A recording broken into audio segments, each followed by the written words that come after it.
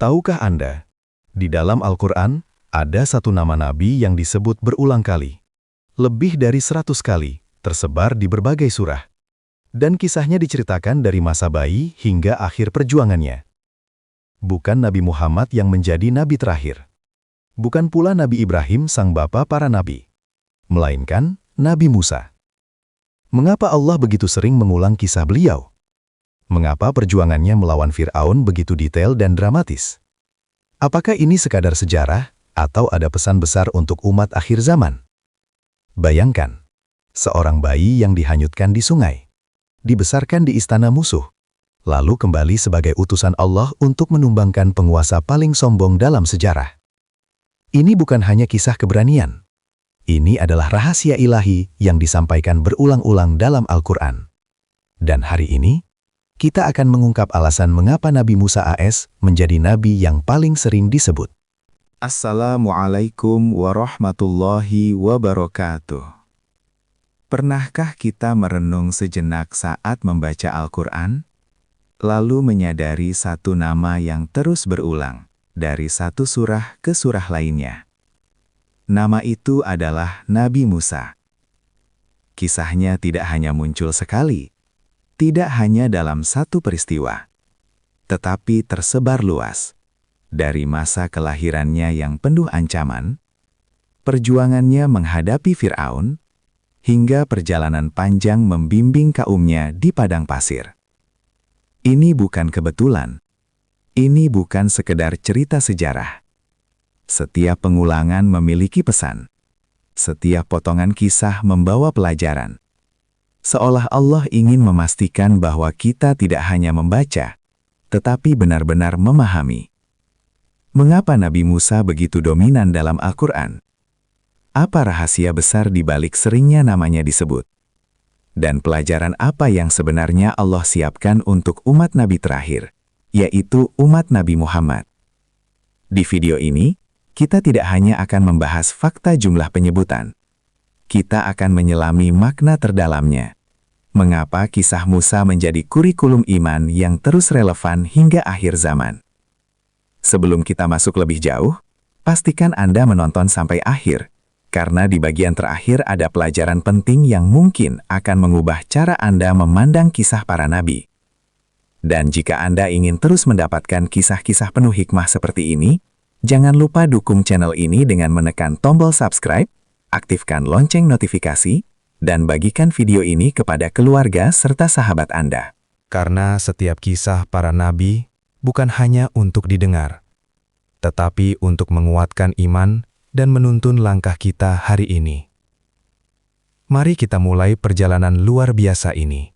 Jika kita menelusuri sejarah para nabi, hampir semuanya menghadapi penolakan. Namun, ujian yang dihadapi Nabi Musa memiliki skala yang berbeda, lebih besar, lebih kompleks, dan lebih berbahaya. Beliau tidak hanya menghadapi kaum yang menolak dakwah, beliau menghadapi sebuah sistem kekuasaan raksasa. Di hadapannya berdiri sosok paling arogan dalam sejarah manusia, Fir'aun. Seorang penguasa absolut yang bukan sekadar raja, melainkan mengklaim dirinya sebagai Tuhan. Kekuasaan Fir'aun bukan hanya militer dan politik, tetapi juga psikologis. Ia menanamkan rasa takut, membentuk propaganda, dan membangun citra ketuhanan di tengah rakyatnya. Bayangkan situasinya. Mesir saat itu adalah peradaban besar, militer kuat, ekonomi stabil, struktur kekuasaan mapan, rakyat tunduk, tidak ada oposisi, tidak ada kebebasan berbicara, siapapun yang menentang akan dihancurkan. Dan di tengah sistem sebesar itu, Allah mengutus satu orang manusia, Musa.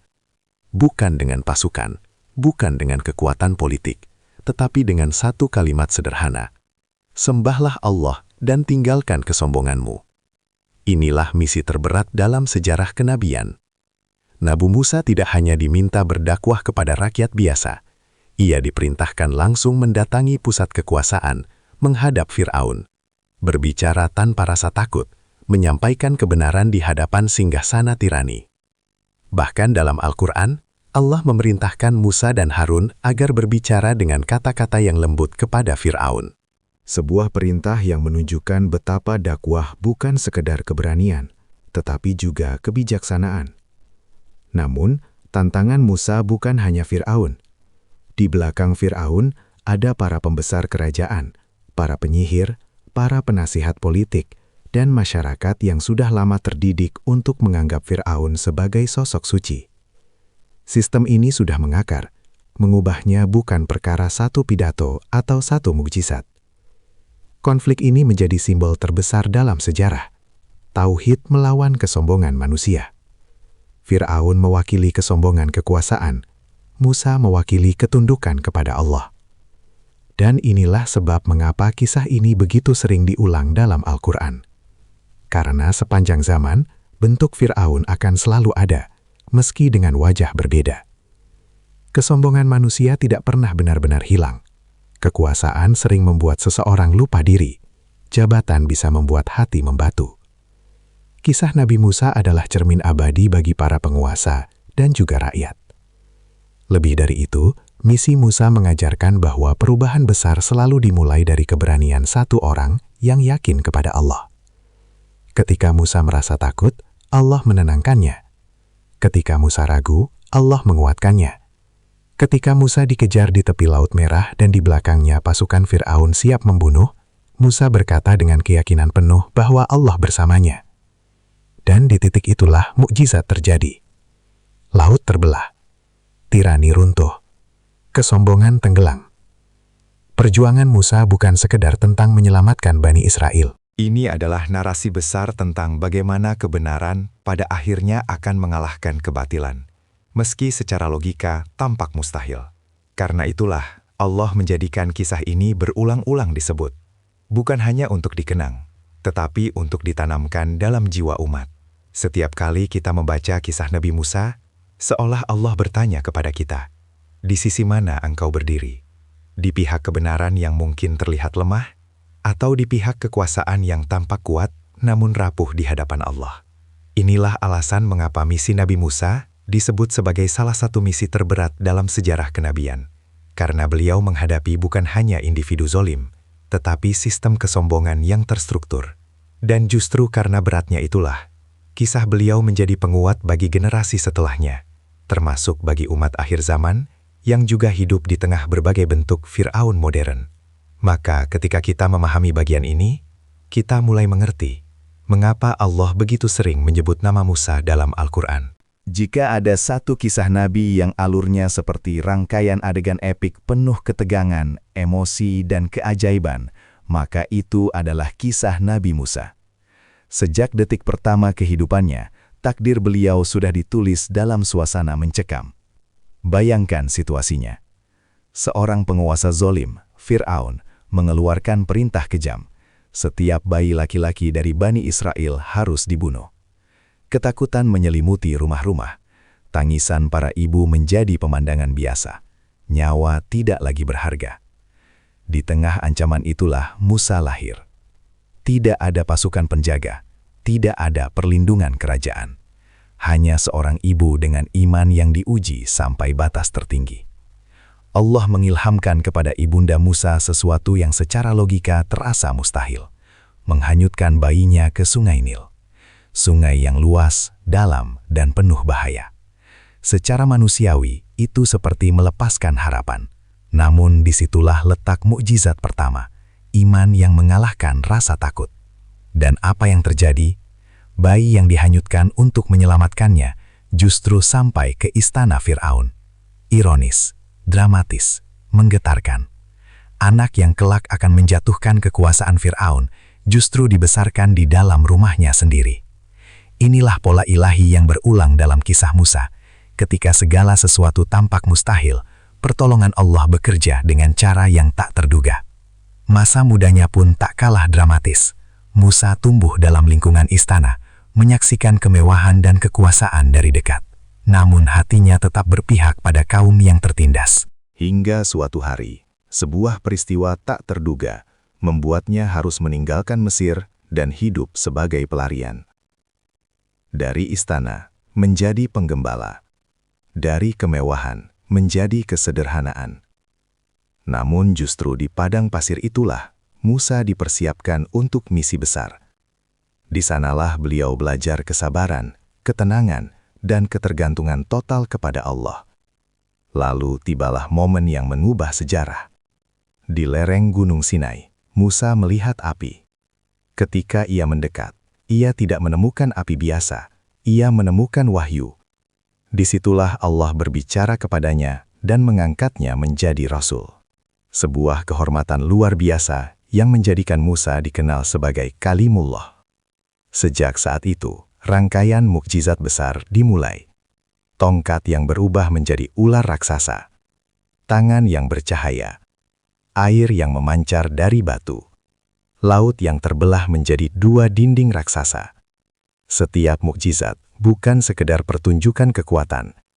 Ia adalah jawaban atas situasi genting. Ketika para penyihir kerajaan menantang Musa di hadapan ribuan orang, Allah menunjukkan bahwa sihir manusia tidak ada apa-apanya dibanding kekuasaannya. Ketika Musa dan kaumnya terjepit di tepi laut, dengan pasukan Fir'aun di belakang dan lautan luas di depan, Allah memerintahkan Musa memukul laut dengan tongkatnya, dan laut pun terbelah. Adegan itu adalah salah satu momen paling dramatis dalam sejarah manusia. Bayangkan, lautan terbelah, jalan kering terbentang di tengahnya. Angin kencang meniupkan air menjadi dinding raksasa di kanan dan kiri. Kaum yang tertindas berjalan menembus jalur yang sebelumnya mustahil dilewati. Dan ketika Fir'aun mengejar dengan penuh kesombongan, lautan kembali menyatu. Tirani tenggelam, kebenaran selamat. Namun dramanya belum berakhir. Setelah selamat, Musa masih harus menghadapi ujian dari kaumnya sendiri. Rasa takut, keraguan, bahkan pembangkangan. Dari penyembahan anak sapi hingga keluhan demi keluhan di padang pasir, perjalanan Musa penuh dengan dinamika emosi manusia. Inilah yang membuat kisahnya begitu hidup. Ia bukan hanya kisah mujizat spektakuler. Ia adalah kisah perjuangan batin, kepemimpinan, kesabaran, dan kelelahan seorang nabi yang terus berjuang membimbing umatnya.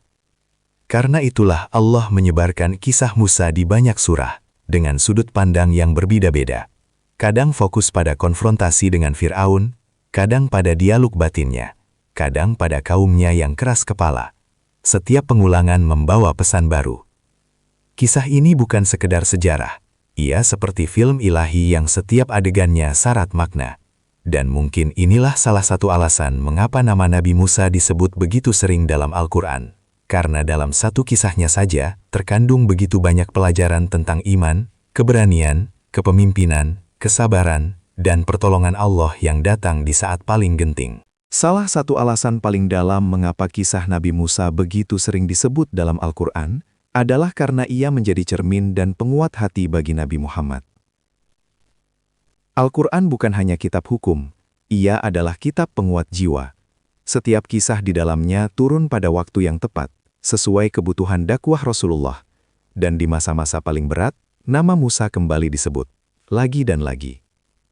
Mengapa? Karena pola perjuangan mereka memiliki kemiripan yang luar biasa. Nabi Musa menghadapi penguasa zolim yang merasa paling tinggi. Nabi Muhammad menghadapi para pemimpin Quraisy yang merasa paling berkuasa di Makkah. Musa dituduh sebagai penyihir dan pembuat kerusakan. Muhammad dituduh sebagai penyair gila dan tukang sihir.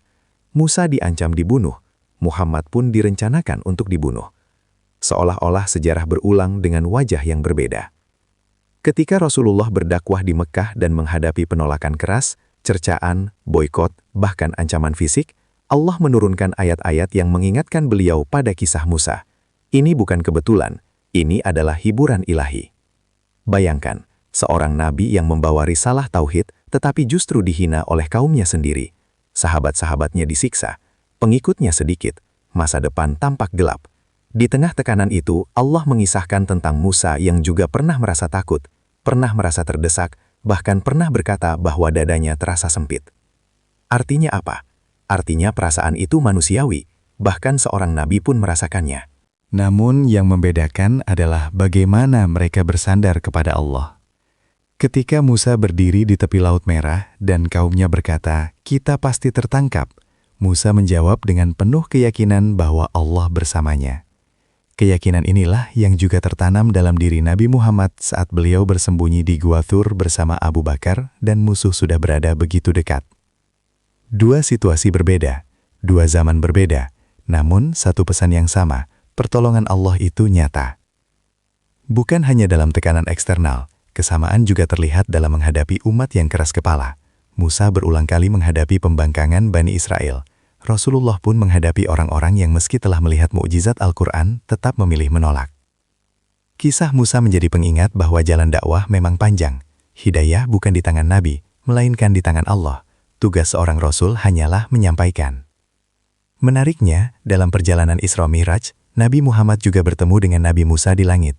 Dalam riwayat, Musa memberikan nasihat tentang jumlah sholat yang awalnya diwajibkan. Ini menunjukkan betapa dekatnya hubungan simbolik antara dua nabi besar ini, seolah Musa terus hadir sebagai sahabat perjuangan lintas zaman. Kedekatan kisah ini membuat umat Islam belajar bahwa perjuangan Rasulullah bukan sesuatu yang baru dalam sejarah kenabian. Ada pola sunatullah yang berulang, penolakan, ujian, kesabaran, lalu kemenangan. Dengan seringnya kisah Musa diulang, Allah seperti menanamkan pesan kuat kepada Nabi Muhammad dan umatnya. Jika Musa saja diuji begitu berat, namun tetap sabar, maka engkau pun harus bertahan. Kisah ini bukan sekedar cerita masa lalu, melainkan peta jalan perjuangan. Dan inilah keindahannya. Ketika kita membaca kisah Musa hari ini, sebenarnya kita sedang membaca cermin perjuangan Nabi Muhammad. Dan ketika kita memahami perjuangan Nabi Muhammad, kita sedang belajar bagaimana menghadapi ujian dalam hidup kita sendiri. Kisah Musa menjadi jembatan emosional antara langit dan bumi. Ia menguatkan Rasulullah di masa lalu, dan hari ini menguatkan kita yang membaca. Maka tidak mengherankan jika nama Nabi Musa begitu sering hadir dalam Al-Quran. Karena di balik setiap penyebutan itu, tersimpan pesan penghibur, penguat, dan peneguh hati bagi Rasul terakhir dan seluruh umatnya hingga akhir zaman. Jika menghadapi Fir'aun adalah ujian kekuasaan dan keberanian, maka menghadapi kaumnya sendiri adalah ujian kesabaran tanpa batas bagi Nabi Musa. Inilah sisi lain yang membuat kisah Nabi Musa begitu sering diulang dalam Al-Quran. Perjuangannya tidak berhenti setelah musuh besar dikalahkan. Justru setelah selamat dari Fir'aun, ujian yang lebih panjang dimulai. Bayangkan situasinya. Bani Israel baru saja menyaksikan laut terbelah. Mereka berjalan di antara dua dinding air yang menjulang tinggi. Mereka melihat dengan mata kepala sendiri bagaimana Fir'aun dan pasukannya ditenggelamkan. Itu bukan mukjizat kecil. Itu adalah peristiwa yang mengguncang sejarah. Namun apa yang terjadi setelahnya? Belum lama mereka merasakan kebebasan, mereka mulai mengeluh. Ketika melewati suatu kaum yang menyembah berhala, sebagian dari mereka berkata kepada Musa, agar dibuatkan Tuhan seperti yang dimiliki kaum itu. Sungguh ironis. Baru saja diselamatkan oleh kuasa Allah, namun hati mereka masih terpikat pada simbol-simbol kemusyrikan. Disinilah kita melihat betapa beratnya tugas Musa. Ia bukan hanya membebaskan kaumnya secara fisik dari perbudakan, tetapi juga membebaskan jiwa mereka dari mental budak, mental yang takut, mudah terpengaruh, dan tidak percaya diri. Perjuangan melawan Fir'aun hanya berlangsung beberapa fase, namun perjuangan membina Bani Israel berlangsung puluhan tahun. Di padang pasir yang panas dan gersang, Musa memimpin kaumnya menuju tanah yang dijanjikan. Allah menurunkan makanan dari langit, memancarkan air dari batu, menaungi mereka dengan awan. Mujizat demi mujizat terus terjadi. Tetapi keluhan tak pernah benar-benar berhenti. Mereka bosan dengan makanan yang sama.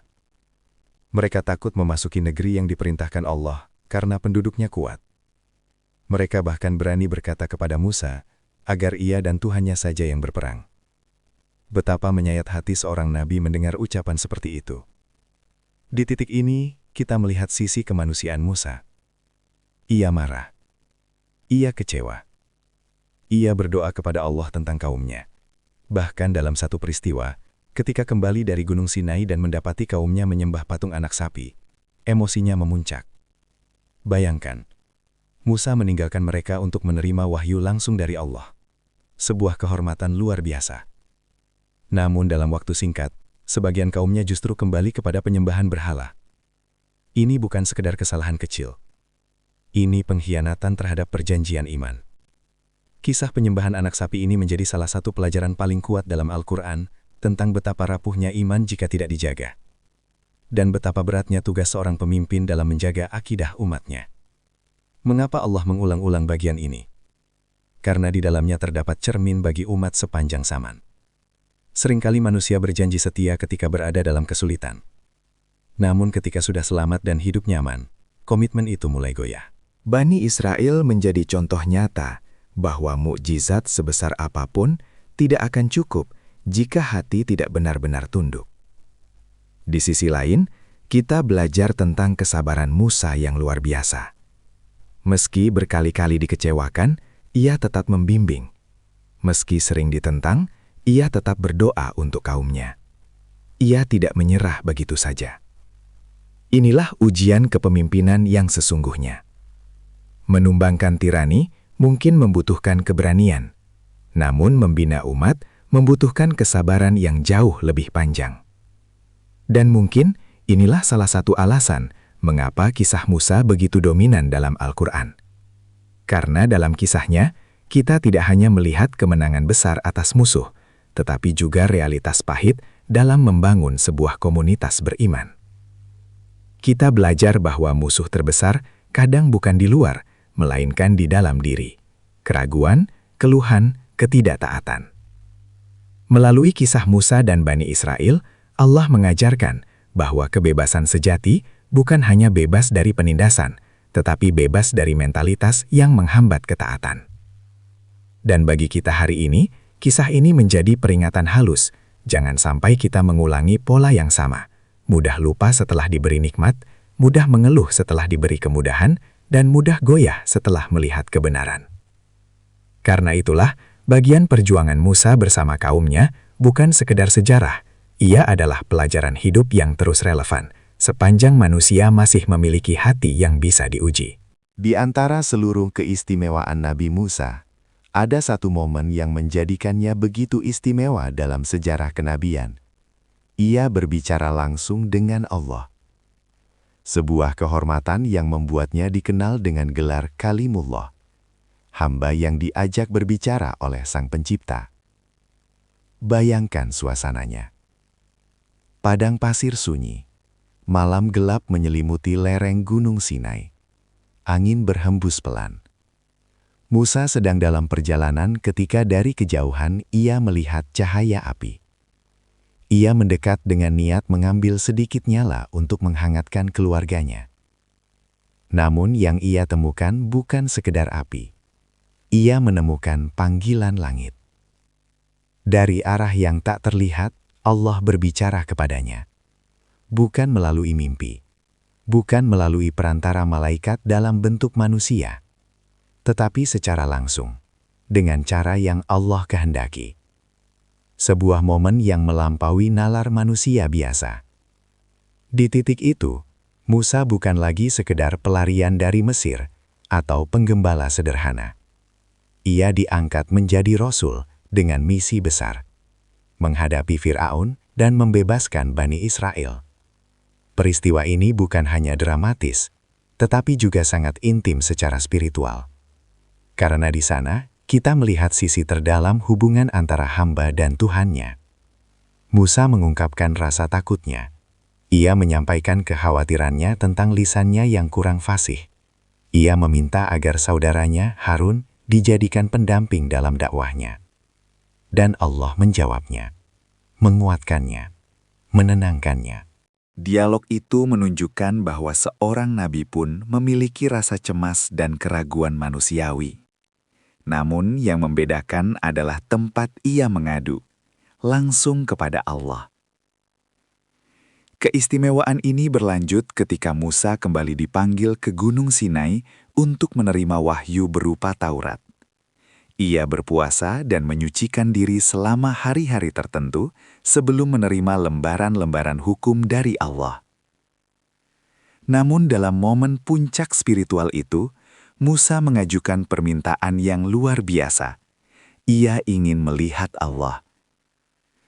Permintaan ini bukan bentuk kesombongan, melainkan kerinduan seorang hamba yang telah merasakan manisnya kedekatan.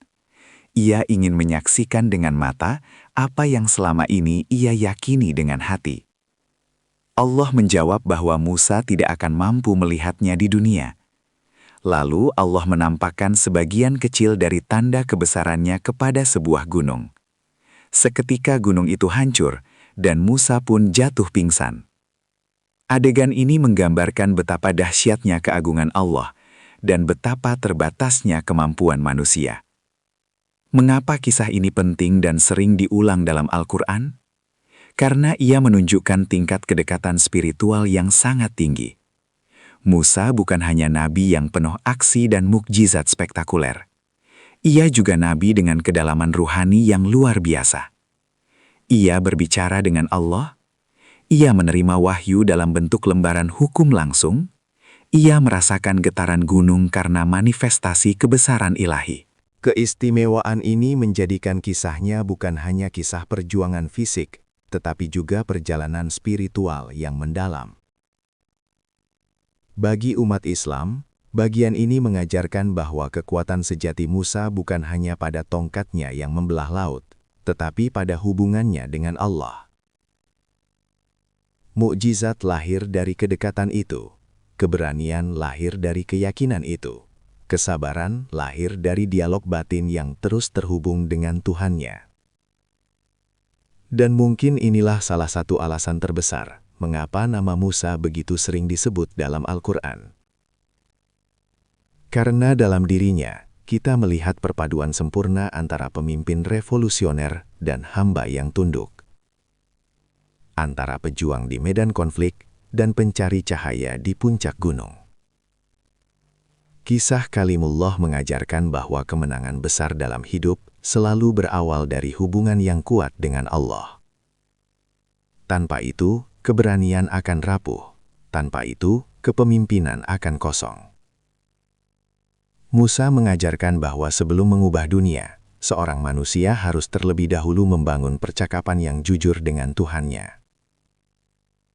Dan disitulah letak keistimewaannya yang membuat namanya begitu sering diabadikan dalam Al-Quran, sebagai simbol kedekatan, ketaatan, dan keteguhan iman yang lahir dari dialog langsung dengan Sang Pencipta. Mengapa kisah Nabi Musa begitu sering diulang dalam Al-Quran? Karena ia bukan sekadar cerita sejarah. Ia adalah simbol abadi perlawanan terhadap kezoliman yang akan selalu relevan di setiap zaman. Di satu sisi, ada Musa, seorang nabi tanpa pasukan, tanpa istana, tanpa kekuasaan dunia. Di sisi lain, ada Fir'aun, penguasa absolut dengan tentara, kekayaan, propaganda, dan rasa takut yang ditanamkan kepada rakyatnya. Secara logika manusia, pertarungan ini tidak seimbang. Namun, justru disitulah letak pelajaran besarnya. Fir'aun bukan hanya sosok individu. Ia adalah simbol kesombongan manusia ketika merasa tidak membutuhkan Tuhan. Ia berkata bahwa dialah Tuhan tertinggi. Ia mengontrol opini publik. Ia memecah belah masyarakat. Ia menindas kelompok lemah agar tetap berkuasa. Dan Musa datang membawa satu kalimat yang mengguncang fondasi kekuasaan itu, tauhid. Dalam sejarah manusia, kezaliman seringkali tampil dengan wajah yang berbeda, kadang dalam bentuk tirani politik, kadang dalam bentuk penindasan ekonomi, kadang dalam bentuk kesombongan intelektual yang menolak kebenaran. Namun pola dasarnya sama, manusia yang melampaui batas. Karena itulah, kisah Musa tidak pernah usang. Setiap generasi memiliki Fir'aunnya masing-masing, dan setiap generasi membutuhkan keberanian seperti Musa. Perhatikan bagaimana Musa berdiri di hadapan Fir'aun. Ia tidak datang dengan bahasa kebencian, ia tidak datang dengan teriakan emosional, ia datang membawa pesan yang tegas namun terukur. Bahkan Allah memerintahkan agar berbicara dengan kata-kata yang lembut. Ini menunjukkan bahwa perlawanan terhadap kezoliman dalam Islam bukan sekadar emosi, tetapi prinsip. Bukan sekadar keberanian fisik, tetapi keberanian moral. Ketika para penyihir kerajaan dikumpulkan untuk menjatuhkan Musa di depan publik, itu adalah perang opini. Fir'aun ingin mempermalukan Musa agar rakyat kembali tunduk. Namun ketika mukjizat Allah mengalahkan sihir mereka, sesuatu yang lebih besar terjadi. Para penyihir itu sendiri beriman. Di titik itu, kekuasaan Fir'aun mulai retak dari dalam. Inilah pelajaran penting. Kebenaran yang konsisten pada akhirnya akan membuka hati, bahkan hati yang sebelumnya menjadi alat propaganda kezoliman. Namun puncak simbolisme itu terjadi di tepi Laut Merah. Kaum Musa terjepit. Di depan mereka lautan luas, di belakang mereka pasukan Fir'aun. Secara strategi militer, ini adalah akhir. Tidak ada jalan keluar. Kaum Musa panik. Mereka berkata bahwa mereka pasti tertangkap. Tetapi Musa berkata dengan keyakinan penuh bahwa Allah bersamanya. Kalimat itu bukan sekadar ucapan optimisme. Itu adalah fondasi keimanan. Keyakinan bahwa kekuasaan manusia ada batasnya. Tetapi kekuasaan Allah tidak terbatas. Dan ketika laut terbelah, dunia menyaksikan satu kebenaran besar. Tirani mungkin tampak kuat, tetapi ia rapuh di hadapan kehendak ilahi. Fir'aun yang selama ini merasa paling tinggi, akhirnya tenggelam oleh air yang sebelumnya ia anggap remeh. Kesombongan yang menjulang tinggi, runtuh dalam hitungan detik. Inilah alasan mengapa kisah Musa menjadi simbol abadi. Karena ia mengajarkan bahwa perlawanan terhadap kezoliman tidak selalu dimulai dengan kekuatan besar. Ia dimulai dengan iman yang kokoh. Kisah ini juga mengajarkan bahwa kemenangan tidak selalu datang dengan cara yang kita bayangkan. Musa tidak memenangkan pertarungan melalui strategi perang konvensional. Ia menang melalui ketaatan penuh kepada perintah Allah. Di zaman modern, kita mungkin tidak menghadapi Fir'aun dalam bentuk raja yang mengaku Tuhan. Tetapi kita menghadapi bentuk-bentuk kesombongan lain. Kekuasaan yang menindas, sistem yang tidak adil, bahkan ego dalam diri sendiri yang ingin selalu benar. Kisah Musa mengingatkan bahwa kezoliman sekecil apapun, jika dibiarkan, akan tumbuh. Dan kebenaran sekecil apapun, jika diperjuangkan dengan iman, akan membesar. Itulah sebabnya Allah mengulang kisah ini berkali-kali dalam Al-Quran. Bukan hanya untuk menceritakan masa lalu, tetapi untuk membangun mentalitas umat.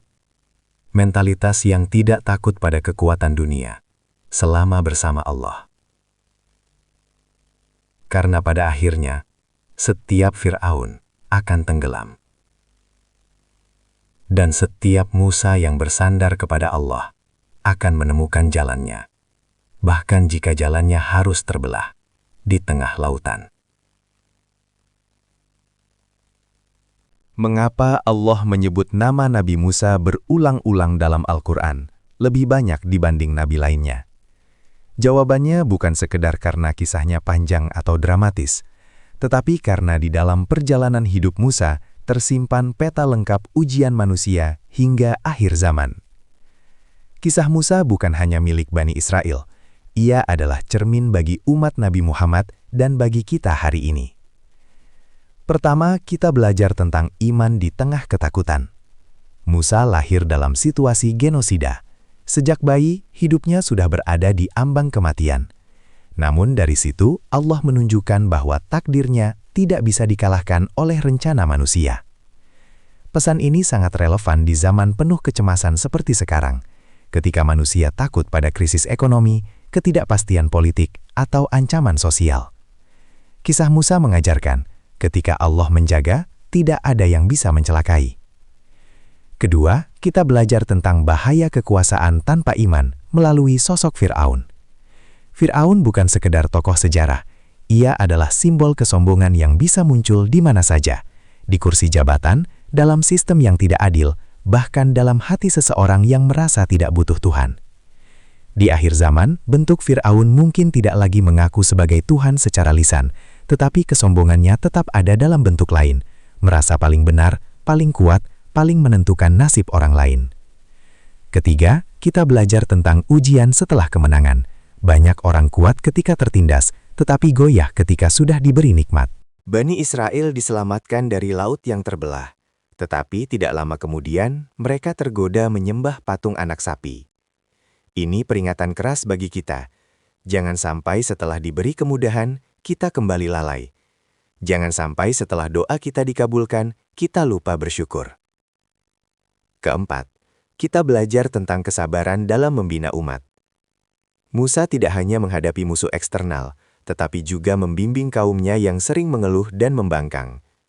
Ini sangat relevan bagi para pemimpin, pendakwah, orang tua, bahkan siapapun yang memiliki tanggung jawab.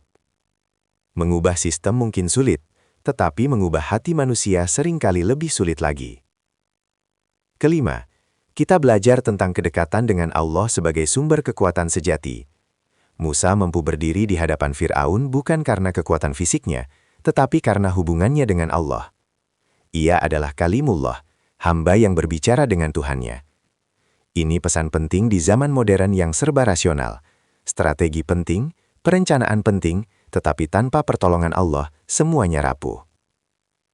Keenam, kisah Musa mengajarkan tentang harapan di tengah jalan buntu. Adegan di tepi Laut Merah adalah simbol terbesar dari situasi tanpa solusi. Di depan laut, di belakang musuh. Namun justru di titik paling mustahil itulah pertolongan datang. Ini adalah pelajaran psikologis yang luar biasa kuat. Jangan menilai akhir cerita dari kondisi saat ini. Ketujuh, dan mungkin yang paling dalam, kisah Musa mengajarkan bahwa sejarah adalah guru bagi orang beriman. Allah mengulang kisah ini agar manusia tidak mengulangi kesalahan yang sama. Setiap pengulangan dalam Al-Quran bukan repetisi kosong, melainkan penegasan pesan. Di akhir zaman, manusia akan menghadapi fitnah yang lebih kompleks. Fitnah kekuasaan, fitnah harta, fitnah teknologi, fitnah pemikiran. Namun pola ujian itu sebenarnya tidak baru. Polanya sudah ada dalam kisah Musa.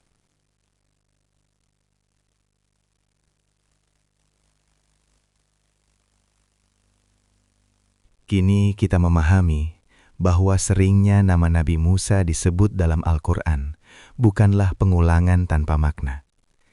Di balik setiap penyebutan, ada penguatan iman. Di balik setiap potongan kisah, ada pelajaran tentang keberanian, kesabaran, kepemimpinan, dan ketundukan total kepada Allah. Kita melihat bagaimana Musa menghadapi Fir'aun yang sombong. Kita menyaksikan bagaimana laut terbelah di saat mustahil. Kita belajar bahwa kemenangan tidak selalu datang dari kekuatan jumlah, tetapi dari keyakinan yang kokoh. Dan yang paling penting, kita belajar bahwa kisah ini bukan hanya milik masa lalu. Setiap kita mungkin tidak berdiri di hadapan Raja Zolim. Namun kita berdiri di hadapan ujian hidup masing-masing. Kita mungkin tidak dikejar pasukan di tepi laut. Namun kita pernah berada di situasi buntu tanpa jalan keluar. Disitulah kisah Musa menjadi hidup. Ia mengajarkan bahwa ketika semua pintu tertutup, Allah mampu membuka jalan yang bahkan belum pernah kita bayangkan. Ia mengajarkan bahwa kesabaran dalam membimbing keluarga, menjaga iman, dan menghadapi tekanan hidup adalah bagian dari perjuangan yang mulia.